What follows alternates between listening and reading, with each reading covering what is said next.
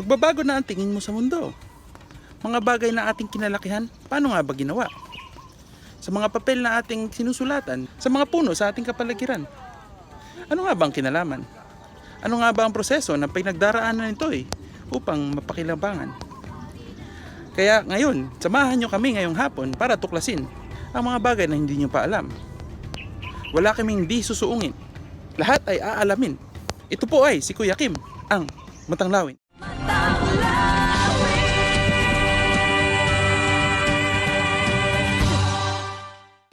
Noong 1992, gumawa ang Kongreso ng Batas upang mapangalagaan ang kalikasan at mapanatili itong maganda.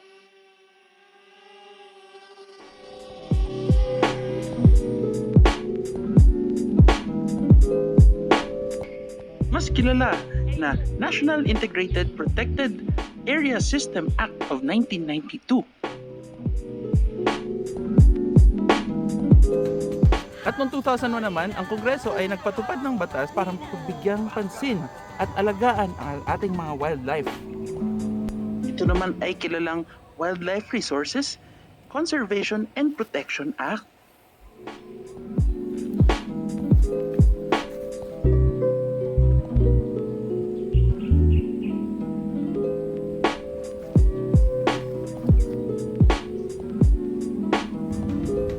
Ito ang ating tatalakayin sa araw na ito. At sasamahan tayo ng mga estudyante ng Ateneo de Davao University. Tara! Hello kids! Ako si Kuya Kim at ako ang inyong tour guide sa field trip nyo. Handa na ba kayo? Opo! Tara!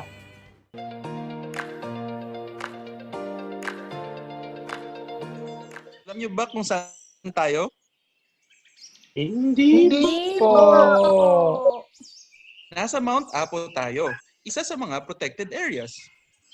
Ano po ba yung protected areas? Ayon sa RA 7586, Section 4, Paragraph 2, protected areas refer to identified portions of land and water set aside by the reason of their unique physical and biological significance, managed to enhance biological diversity, and protected against destructive human exploitation. Ano nga ba ang mga iba't ibang protected areas? Section 3 provides the following categories of protected areas, which are natural park, natural monument, wildlife sanctuary, protected landscapes and seascapes, resource reserve, and natural biotic areas, and other categories established by law, conventions, or international agreements which the Philippine government is a signatory. So here are some definitions of terms under Section 4 of RA 7586.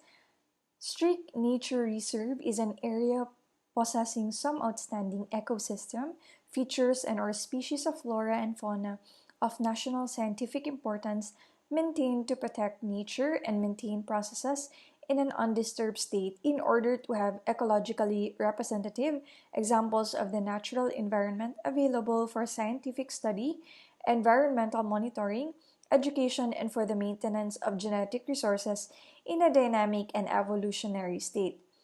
Natural park is a relatively large area not materially altered by human activity where extractive resources uses are not allowed and maintained to protect outstanding natural and scenic areas of national or international significance for scientific, educational, and recreational use. Natural monuments is a relatively small area focused on protection of small features to protect or preserve nationally significant natural features on account of their special interest or unique characteristics. Wildlife sanctuary comprises an area which assures the natural conditions necessary to protect nationally significant species, groups of species, biotic communities, or physical features of the environment where these may require specific human manipulations for their perpetuation. Protected landscapes or seascapes are areas of national significance which are characterized by the harmonious interaction of man and land while providing opportunities for public enjoyment through the recreation and tourism within the normal lifestyle and economic activity of these areas. Resource reserve is an extensive and relatively isolated and uninhabited area, normally with difficult access, designated as such to protect natural resources of the area for future use and prevent or contain development activities that could affect the resource pending the establishment of objectives which are based upon appropriate knowledge and planning. And natural biotic area is an area set aside to allow the way of life of societies living in harmony with the environment to adapt to modern technology at their pace. So under Section 5, we have the establishment and extent of the system. The establishment and operationalization of the system shall involve the following.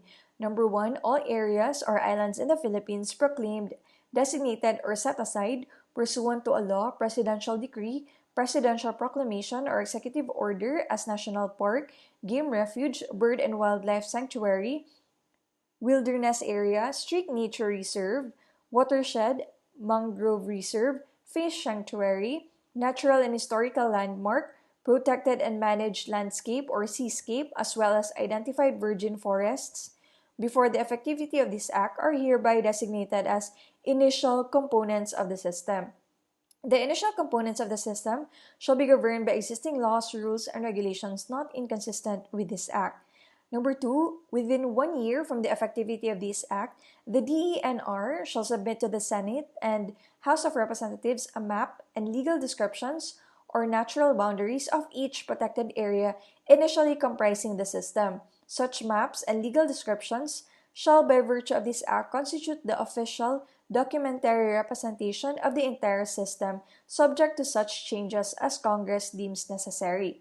And 3, all DENR records pertaining to said protected areas, including maps and legal descriptions or natural boundaries, copies of rules and regulations governing them, copies of public notices of and reports submitted to Congress regarding pending additions, eliminations, or modifications shall be made available to the public.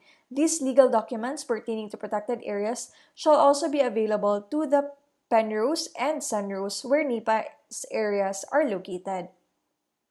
Number 4, within 3 years from the effectivity of this act, the DENR shall study and review each area tentatively composing the system as to its suitability or non-suitability for preservation as protected area and inclusion in the system according to the categories established in Section 3, and report its findings to the President as soon as each study is completed. The study must include in each area, number 1, a forest occupant survey, an ethnographic study, a protected area resource profile, land use plans done in coordination with the respective regional development councils, and such other background studies as will be sufficient basis for selection. The DNR shall notify the public of proposed action through publication in a newspaper of general circulation and such other means as the system deems necessary in the area or areas in the vicinity of the affected land 30 days prior to the public hearing. Upon receipt of the recommendations of the DENR, the President shall issue a presidential proclamation designating the recommended areas as protected areas and providing the measures for their protection until such time when Congress shall have enacted a law finally declaring such recommended areas as part of the integrated protected area systems. And thereafter, the President shall send to the Senate and the House of Representatives his recommendations with respect to the designations as protected areas or reclassification of each area on which review has been completed, together with maps and legal descriptions of boundaries. The President, in his recommendation, may propose the alteration of existing boundaries of any or all proclaimed protected areas, addition of any contiguous area of public land of predominant physical and biological value. Nothing contained herein shall limit the President to propose, as part of his recommendation to Congress, additional areas which have not been designated, proclaimed, or set aside by law, presidential decree, proclamation, or executive orders as protected areas. Now we have the buffer zones. Under Section 4, Paragraph 3, buffer zones are identified areas outside the boundaries of and immediately adjacent to designated protected areas pursuant to Section 8 that need special development control in order to avoid or minimize harm to the protected area. So, buffer zones for each protected area, there shall be established peripheral buffer zones when necessary, in the same manner as Congress establishes the protected area to protect the same from activities that will directly and indirectly harm it. Such buffer zones shall be included in the individual protected area management plan that shall be prepared for each protected area. The DENR shall exercise its authority over protected areas as provided in this Act on such area designated as buffer zones. Ngayon, sino ang makakapagbigay sa akin ng halimbawa ng natural park sa Pilipinas maliban sa Mount Apo? Mayon Volcano sa Albay. Very good. Natural monument. Chocolate Hills sa Bohol. Ang galing nyo, kids. Kuya Kim, pwede po ba alisin ang pagdeklara ng isang protected area? Ay, pwede. Ayon sa Section 7, this establishment as protected area, when in the opinion of the DENR, a certain protected area should be withdrawn or disestablished or its boundaries modified as warranted by a study and sanctioned by the majority of the members of the respective boards for the protected area as herein established in Section 11, it shall, in turn, advise Congress. This establishment of a protected area under the system or modification of its boundary shall take effect pursuant to an act of Congress. Thereafter, said area shall revert to the category of public forest unless otherwise classified by Congress.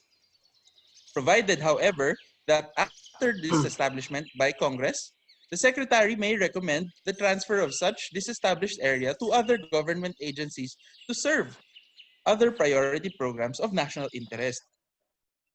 We now proceed to sections 9 to 12 of the NIPAS Act as amended.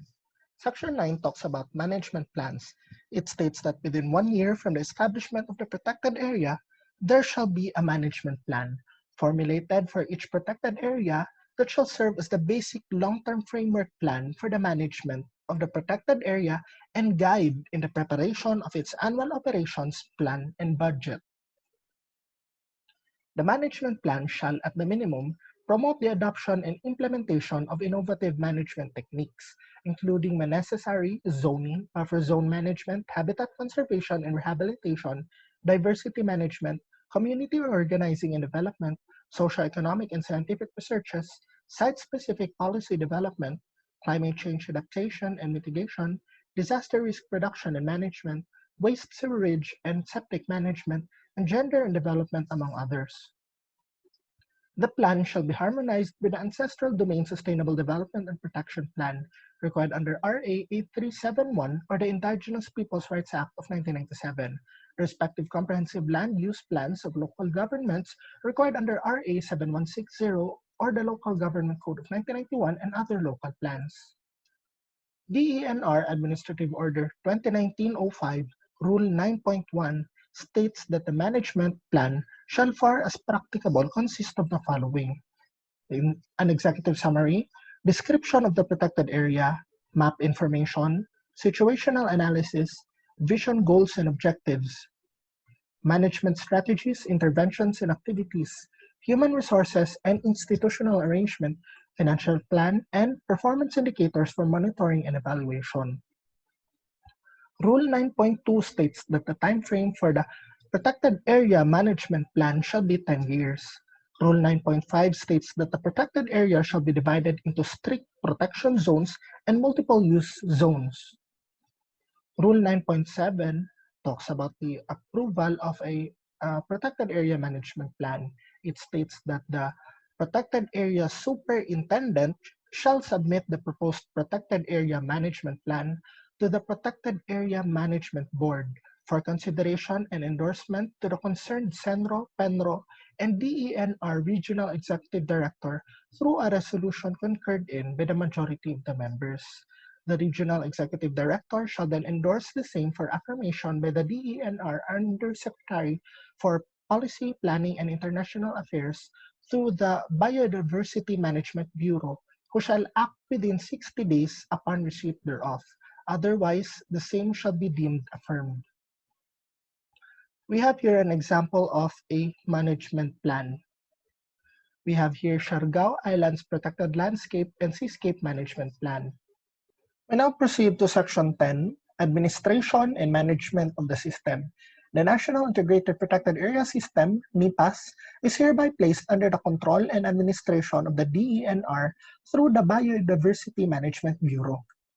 To carry out the mandate of this act, the Secretary of the DENR is empowered to perform the following acts: issue a system-wide set of rules and regulations to implement the provisions of this act, set standards, procedures, and protocols for the establishment and management of protected areas in the system, deputize field officers and other technical and support personnel, determine a system-wide set of fees and charges to ensure sustainable financing, impose administrative fines and penalties, report on the status of the Integrated Protected Area Fund, designate the appropriate chairperson of each Protected Area Management Board, enter into contracts and/or agreements with private entities or public agencies as may be necessary, accept in the name of the Philippine government and in behalf of the NIPAS funds, gifts, or bequest of money for immediate disbursements, call on any agency or instrumentality of the government as well as academic institutions, NGOs, and the private sector as may be necessary, submit an annual report to the President of the Republic and to Congress on the status of protected areas, oversee and set guidelines in the construction, operation, and maintenance within the limits allowed by existing laws, rules, and regulations, ensure that settlement areas inside the protected area shall not be expanded, and perform such other functions as may be directed by the President of the Republic. Section 11 talks about the Protected Area Management Board. It states that within 3 months after the effectivity of this act, a Protected Area Management Board shall be created for each of the protected areas.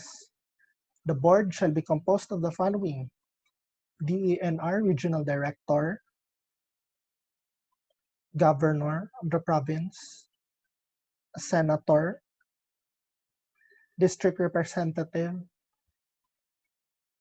Mayor, Chairperson, Regional Directors of the following government agencies: Department of Agriculture, National Economic and Development Authority, Department of Science and Technology, Philippine National Police, Department of National Defense.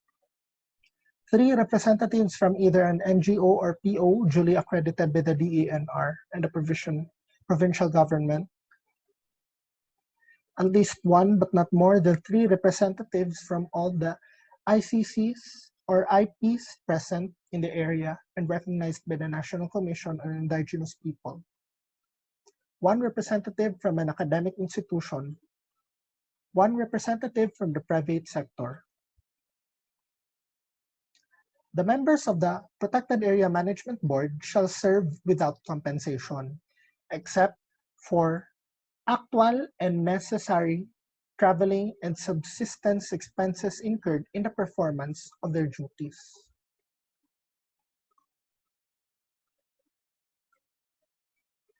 Section 11A, Protected Area Management Board, states the following functions of the Protected Area Management Board: oversee the management of the protected area, approve policies, plans, programs, proposals, agreements, and other related documents for the management of the protected areas, approve the management plan, adopt a manual of operations.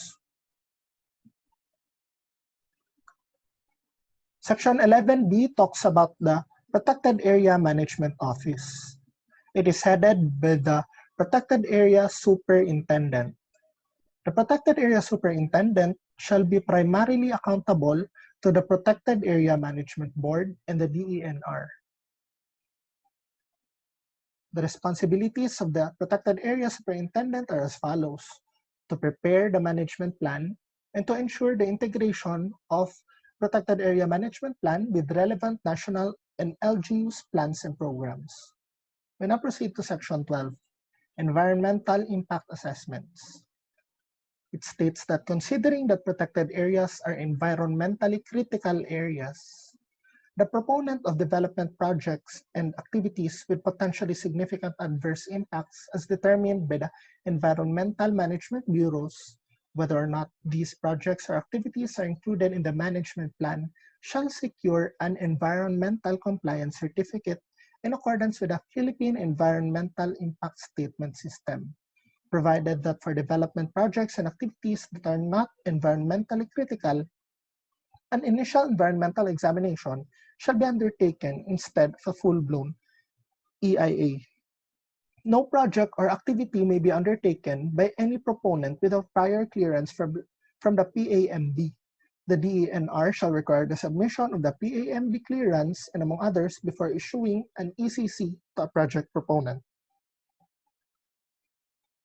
No actual implementation of such activities shall be allowed without the required ECC under the Philippine EIA system.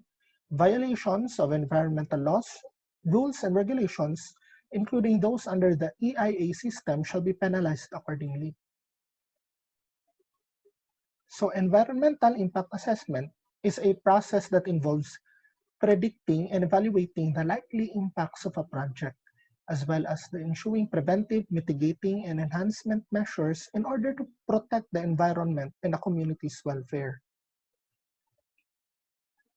An environmental compliance certificate is a decision document to the proponent after thorough review of the EIA report. The ECC outlines the commitments of the proponent which are necessary for the project to comply with the existing environmental regulations or to operate within the best environmental practice that are not currently covered by existing laws. So if the result is favorable, one is issued an environmental compliance certificate. What are the contents of the ECC? The ECC contains specific measures and conditions that a project proponent has to undertake before and during the operations of a project, in some cases during abandonment phase to mitigate identified environmental impacts.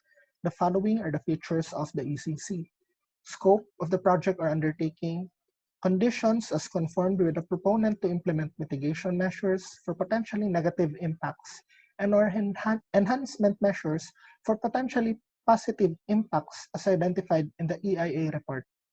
Suggestions, recommendations to assist LGUs and other government agencies to incorporate the EIA results in their decision-making process. Paano po yung mga ancestral lands? Magandang tanong yan. Section 13, Ancestral Lands and Rights over them. Ancestral lands and customary rights and interest arising shall be accorded due recognition. The DENR shall prescribe rules and regulations to govern ancestral lands within protected areas, provided that the DENR will have to evict indigenous communities from their present occupancy or resettle them to another area without their consent. Provided, however, that all rules and regulations, whether adversely affecting said communities or not, shall be subjected to notice and hearing to be participated in by members of concerned indigenous community. Kuya Kim, pwede rin po ba for exploration ang mga protected areas? Pwede. Section 14, Survey of Energy Resources, consistent with the policy declared in Section 2 hereof, protected areas except strict nature reserves and natural parks may be subjected to exploration only for the purpose of gathering information on energy resources and only if such activity is carried out with the least damage to surrounding areas. Surveys shall be the program approved by the DNR, and such surveys shall be available to the public and submitted to the President for recommendation to Congress. Any exploitation and utilization of energy resources found within the NEPAS areas shall be allowed only through a law passed by Congress. Saan po kukuha ng pondo para sa mga protected areas, Kuya Kim? Saan nga ba kinukuha ang pondo para sa ating protected areas? So ang pag-uusapan natin ngayon ay ang pareho pa ring batas. Now, Section 16 of the National Integrated and Protected Areas System Act establishes the Integrated Protected Areas Funds. Now, Section 16 establishes a trust fund for purposes of financing the system. Now, the IPAS may solicit and receive donations, endowments, and grants in the form of contribution, and such endowment shall be exempted from income or gift taxes and all other taxes, charges, or fees imposed by the government or any political subdivision or instrumentality. Now, all incomes generated from the operation of the system management of wild flora and fauna shall accrue to the fund and may be utilized directly by the DNR for financing the projects of the system. Now, saan nga ba natin pwedeng kunin ang mga pondo? Now, incomes may be derived from taxes from the permitted sale or export of flora or and fauna and other resources from protected areas. Second, proceeds from lease of multiple use areas. Third, contributions from industries and facilities directly benefiting from the protected area. And lastly, such other funds and incomes derived from the operation of the protected area. Now, ang susunod na katanungan dito ay paano nga ba gagamitin ang pondo? Now, Section 16 provides that disbursements from the funds shall be made solely for the protection, maintenance, administration, and management of the system and duly approved projects endorsed by the Protected Area Management Boards in the amounts authorized by the DENR. Also, the implementing rules and regulations of RA 7586 or the National Integrated and Protected Areas Act provides that the Protected Areas Management Board shall retain 75% of all revenues raised.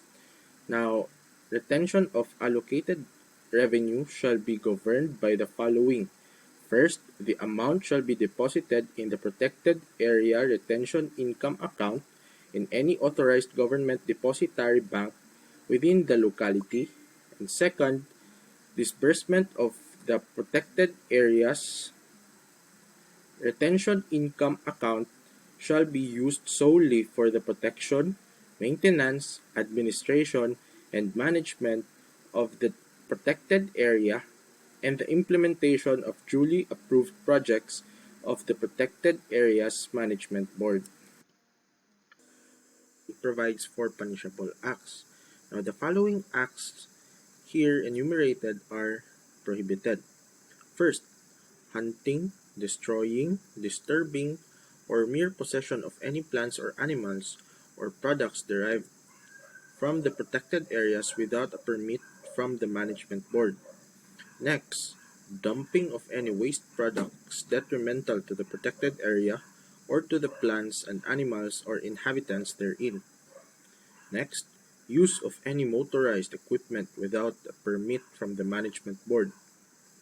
Next, mutilating, defacing, or destroying objects of natural beauty or objects of interest to cultural communities of scenic value. Damaging and leaving roads and trails in a damaged condition. F. Squatting, mineral locating, or otherwise occupying any land. G. Constructing or maintaining any kind of structure, fence, or enclosure, conducting any business enterprise without a permit. H. Living in exposed or unsanitary conditions, refuse or debris, or depositing in ground or in bodies of water. And lastly, altering, removing, or destroying or defacing boundary marks or signs. Kung nalaman na natin yung mga ipinagbabawal na gawain ng NIPAS Act, alamin naman natin kung ano yung mga penalty. One provides for penalties. Now, any violator of the NIPAS Act shall be fined in the amount of not less than 5,000 pesos nor more than 500,000 pesos, exclusive of the value of the thing damaged, or imprisonment for not less than 1 year but not more than 6 years, or both, as determined by the court. Area requires rehabilitation or restoration as determined by the court, the offender shall be required to restore or compensate for the restoration to the damages, provided that courts shall order the eviction of the offender from the land and the forfeiture in favor of the government of all minerals, timber, or any species collected or removed, including all equipment, devices, and firearms used in connection therewith, and any construction or improvement made thereon by the offender. If the offender is an association or corporation, the president or manager shall be directly responsible for the act of his employees and laborers, provided finally that the DENR may impose administrative fines and penalties consistent with the NIPAS Act. Ngayong alam na natin yung mga penalties at mga pinagbabawal na mga gawain under the NIPAS Act, alamin naman natin kung sino yung magpo-prosecute ng mga violators. Provides for special prosecutors. The NIPAS Act mandates the Department of Justice to designate a special prosecutor to prosecute violations of law, rules, and regulations in protected areas. Mga bata, ito si Jezebel. Isa siyang endangered species. Ano po yung endangered species? When we say endangered species, as defined Republic Act 9147, it refers to those species that are not critically endangered but whose survival in the wild is unlikely if the causal factors continue operating. Compared to critically endangered species, which refers to those species facing extremely high risk of extinction in the wild in the immediate future. Both endangered and critically endangered species are also considered as threatened species, an example of which are the Philippine eagle, the Philippine freshwater crocodile, and the tamaraw. Also, when we say vulnerable species, these are subspecies or species that is not critically endangered nor endangered but is under threat from adverse factors throughout their range and is likely to move to the endangered category in the near future. Aside from this, we also have economically important species which have actual or potential value in trade or utilization for commercial purpose. An endemic species which is naturally occurring and found only within specific areas in the country, an example of which is the Philippine warty pig that can be found in Cebu, Negros, Panay, Masbate, Guimaras, and Siquijor. Lastly, we have exotic species which do not naturally occur in the country, such as the Chinese soft-shelled turtle. This act also provides for different kinds of permits that should be obtained. First is the export permit, authorizing an individual to bring out wildlife from the Philippines to any other country. Second, gratuitous permit, issued to any individual or entity engaged in non-commercial scientific or educational undertaking to collect wildlife. Import permit, authorizing an individual to bring in wildlife from another country. And transport permit, authorizing an individual to bring wildlife from one place to another within the territorial jurisdiction of the Philippines. Wildlife collector's permit, a permit to take or collect from the wild certain species and quantities of wildlife for commercial purposes. And lastly, wildlife farm or culture permit, a permit to develop, operate, and maintain a wildlife breeding farm for conservation, trade, and or scientific purposes. For the jurisdiction of the DENR and DA, the Department of Environmental and Natural Resources shall have jurisdiction over all terrestrial plant and animal species. For Department of Agriculture, they have the jurisdiction for all declared aquatic critical habitats, including all aquatic resources. Both DENR and DA, by joint administrative order, shall review, revise, and regularly update the list of species under their respective jurisdiction. with the exception to the province of Palawan, wherein its jurisdiction conferred is vested to the Palawan Council for Sustainable Development. Lastly, for the scope of the application of Republic Act 9147, this provision is applicable or enforceable for all wildlife species found in all areas of the country, including protected areas. This act shall also apply to exotic species which are not subject to trade, cultured, maintained, or bred in captivity or propagated in the country. Sino ang makakapagbigay sa akin ng halimbawa ng isang endangered species? Philippine Eagle. Very good! Alam niyo ba na ang scientific name ng Philippine Eagle ay Pithecia jeffrey? Ito ay dineklara ni President Ramos noong July 4, 1995 bilang isang national animal.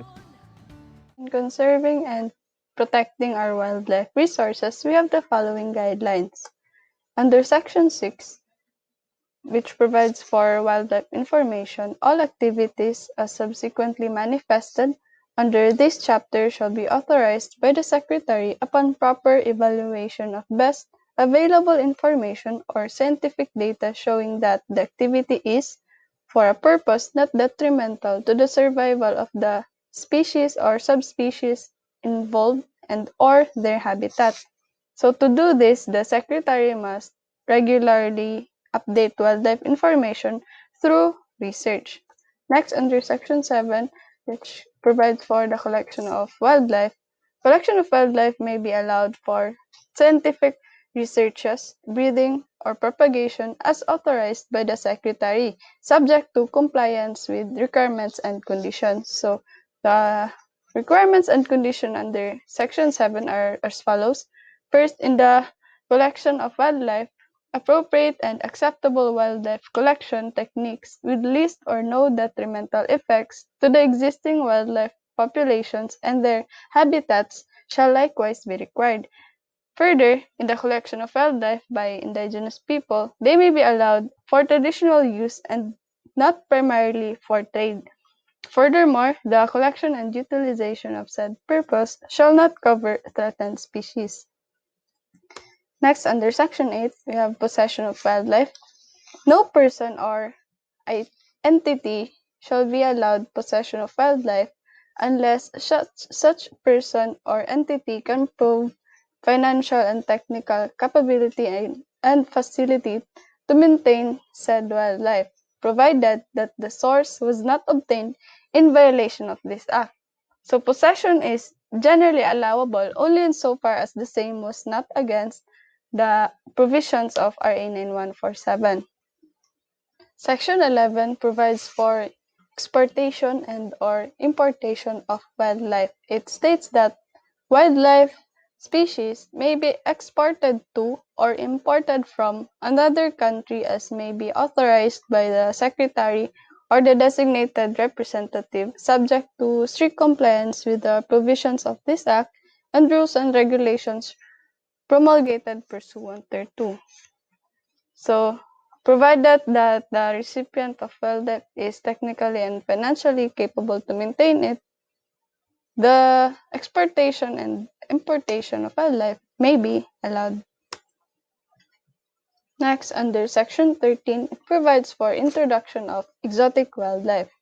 It states that no exotic species shall be introduced into the country unless a clearance from the Secretary or the authorized representative is first obtained. So, before there may be introduction of exotic wildlife into our country, it must be provided that such introduction must only be for the purpose of population enhancement or recovery purposes and not for any other purpose.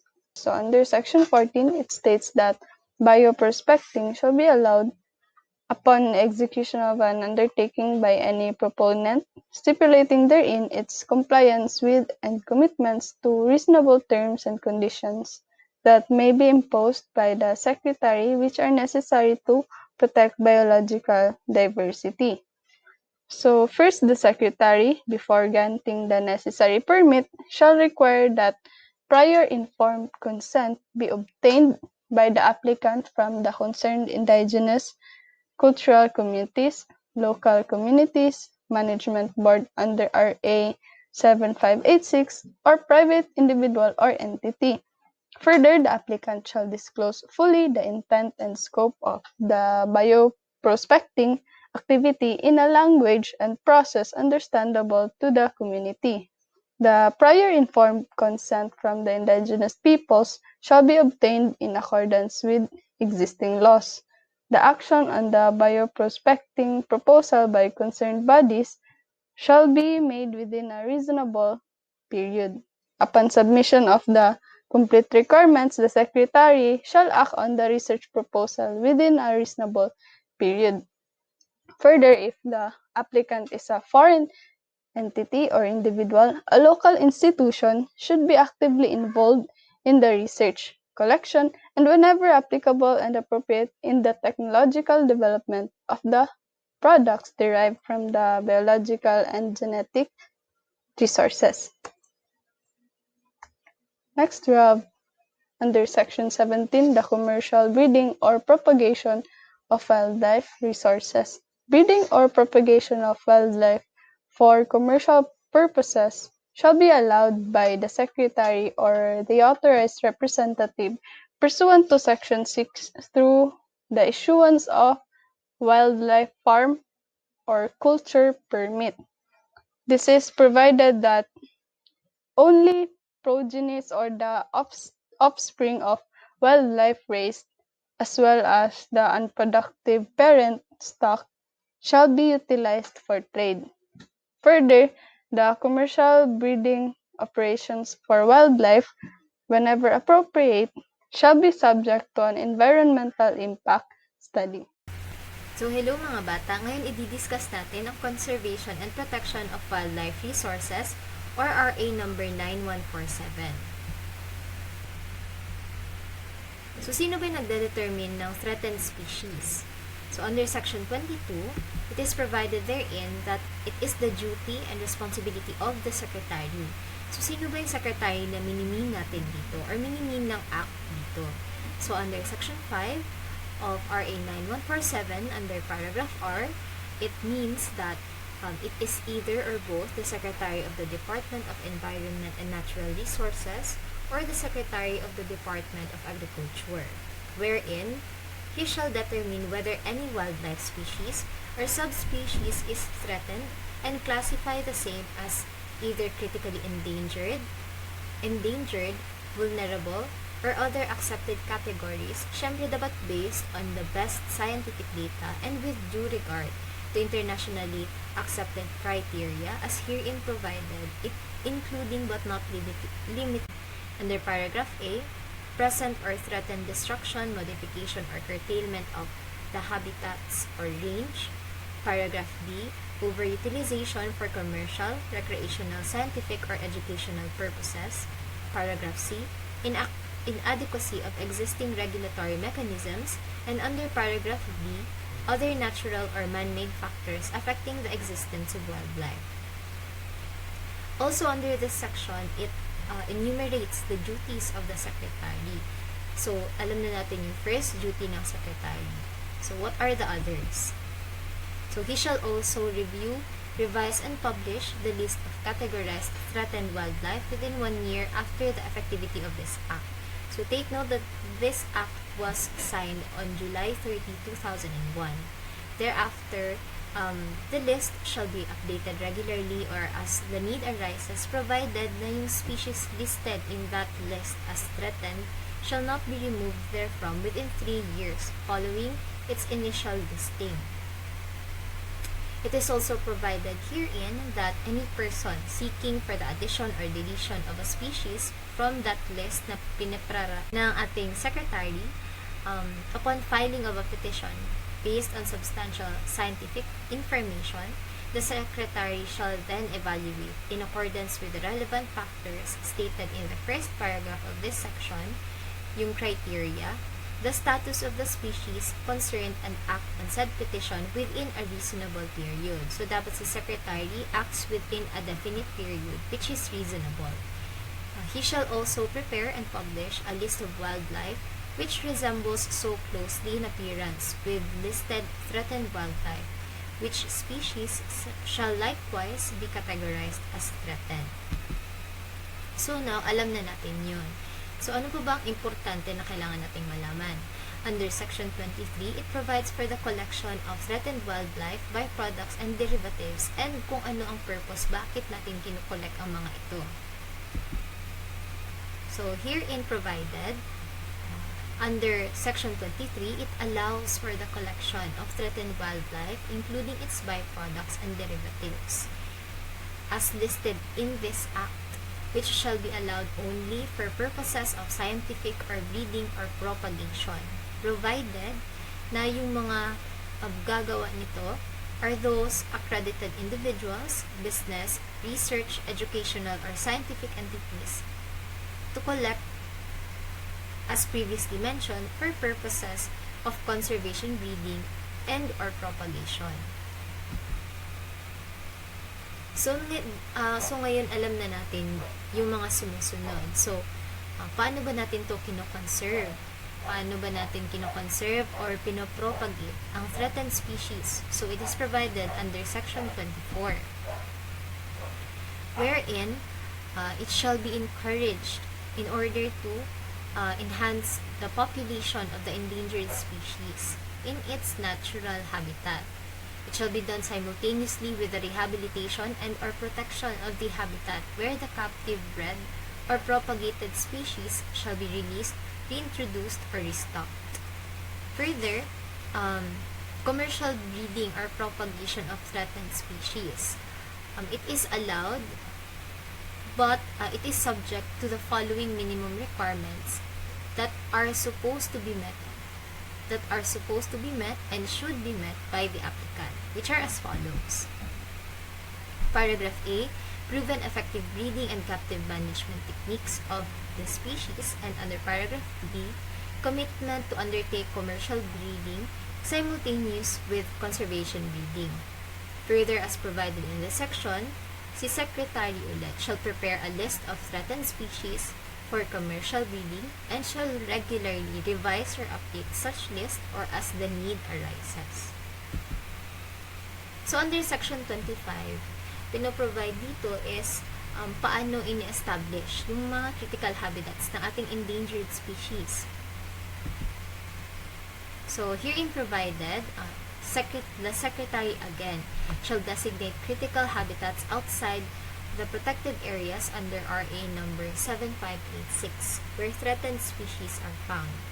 And the designation shall be made on the basis of the best scientific data, taking into consideration yung mga species endemicity and or richness, presence of man-made pressures or threats to the survival of wildlife living in the area, among others. Further, it is provided in under this section that the designated critical habitats, it shall be protected in coordination sa ating mga local government units and other concerned groups from any form ng exploitation or destruction na detrimental to the survival of the threatened species dependent therein. And for such purpose, si Secretary may acquire by purchase, donation, or expropriation lands or interests therein, including yung acquisition of use of rock, establishment of easements, or other undertakings appropriate in protecting the critical habitat. So, ngayon alam na natin yung mga sumusunod. So, paano ba i-register ng ating mga private persons yung threatened and exotic wildlife in their possession? It is provided under Section 26 of RA number 9147. So, it is allowed, as a general rule, no person or entity shall be allowed possession of wildlife. But it is also provided that it may be allowed such that the person or entity can prove financial and technical capability and facility to maintain said wildlife.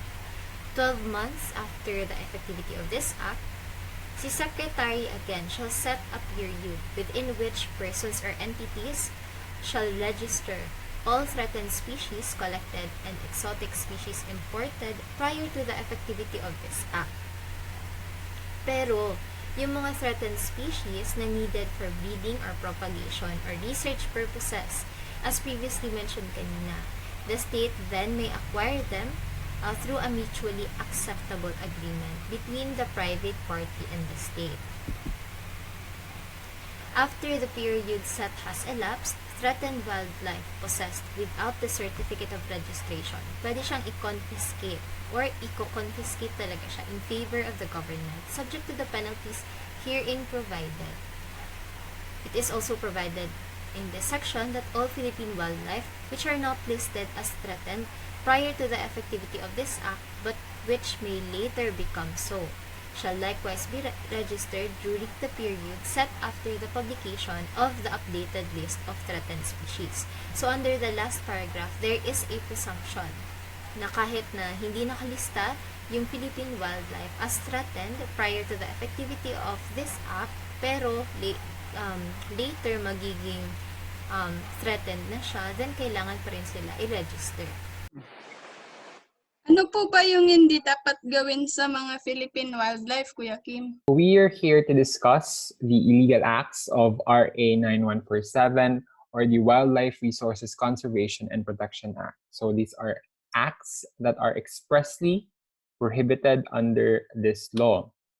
Section 27 provides that unless otherwise allowed in accordance with this act, it shall be unlawful for any person to willfully and knowingly exploit wildlife resources and their habitats or undertake the following acts. Letter A, killing and destroying wildlife species.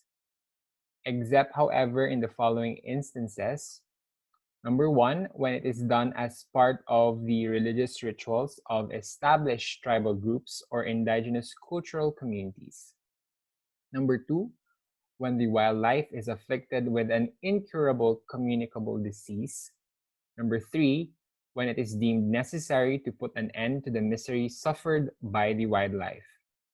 Number 4, when it is done to prevent an imminent danger to the life or limb of a human being. And 5th, when the wildlife is killed or destroyed after it has been used in authorized research or experiments. Letter B of the illegal acts. Inflicting injury which cripples and or impairs the reproductive system of wildlife species. Since this law provides for its policy as for conservation of our wildlife species, which necessitates that their population the number of their population be maintained or propagate their dwindling population. It is also considered that inflicting injuries on the reproductive system of these wildlife species is an illegal activity. Letter C, affecting any of the following acts in critical habitats. Dumping of waste products detrimental to wildlife, squatting or otherwise occupying any portion of the critical habitat, mineral exploration and or extraction, burning, logging, and quarrying. Letter D, introduction, reintroduction, or restocking of wildlife resources. Letter E, trading of wildlife. Letter F, collecting, hunting, or possessing wildlife by their byproducts and derivatives. So from letter F, it appears that the mere possession of wildlife is already considered an illegal activity and punishable under RA 9147. Letter G, gathering or destroying of active nests, nest trees, host plants, and the like. Letter H, maltreating and or inflicting other injuries not covered by the preceding paragraph. And letter I, transporting of wildlife.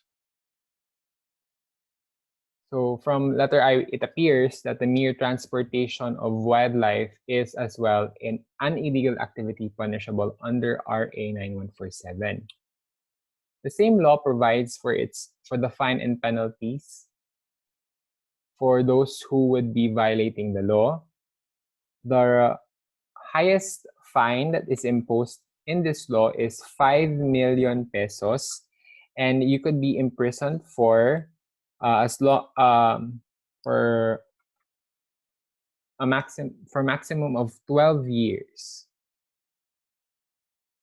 And if you are an alien in the country who is found to have violated RA 9147, you would be deported after service of sentence and payment of fines without any further proceedings.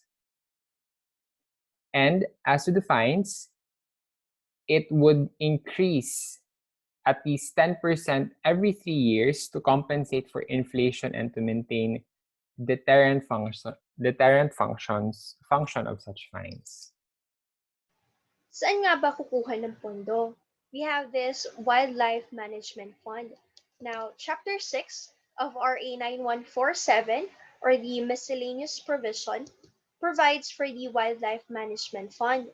Section 29 provides that there is hereby established a Wildlife Management Fund to be administered by the department as a special account in the National Treasury. It shall finance rehabilitation or restoration of habitats affected by acts committed in violation of this act, and support scientific research, enforcement, and monitoring activities, as well as enhancement of capabilities of relevant agencies. Now, the funds shall derive from fines imposed and damages awarded, fees, charges, donations, endowments, administrative fees, or grants in the form of contributions. Now, since Santino discussed the illegal acts, we have this deputation of wildlife enforcement officer in which they have the authority to seize illegal acts and to arrest violators. Now, Section 30 provides that the secretary shall deputize wildlife enforcement officers from non-government organizations, citizens groups, community organizations, and other volunteers who have undergone the necessary training for this purpose. Now we have the Philippine National Police, the Armed Forces of the Philippines, the National Bureau of Investigation, and other law enforcement agencies shall designate wildlife enforcement officers.